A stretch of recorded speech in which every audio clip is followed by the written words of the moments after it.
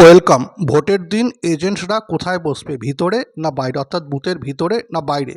এবারে নতুন নিয়ম কি কোনো পরিবর্তন এসেছে এবারে?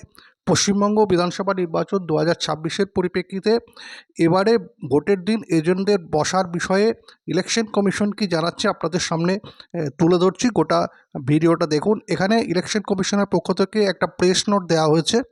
সেখানে যেটা বলা হচ্ছে, it has come to the notice of the Election Commission of India that a message is being circulated by a section of media that polling agents of different political parties will not be allowed to sit inside the polling booth on the day of poll in connection with assembly election 2026।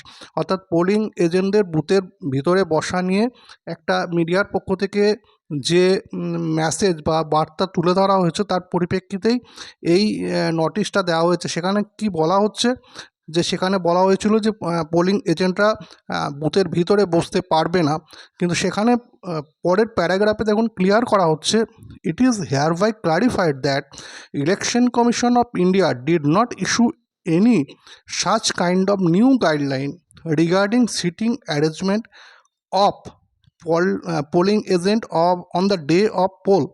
So the previous guideline regarding polling agent on the day of poll remain আনঅল্টার্ড। অর্থাৎ polling এজেন্টদের বুথের ভিতরে বসা নিয়ে কোনো রকম নতুন নিয়ম বা গাইডলাইন জারি করা হয়নি। অর্থাৎ পূর্বের যে নিয়ম ছিল সেই নিয়মই অপরিবর্তিত থাকছে। অর্থাৎ পোলিং এজেন্টরা আগে যেভাবে বসতেন সেইভাবেই বসবেন। এই নির্বাচনে নতুন কোনো নিয়ম বা গাইডলাইন প্রকাশ করা হয়নি। অর্থাৎ পূর্বের যে নিয়ম ছিল সেই নিয়মই অপরিবর্তিত থাকছে।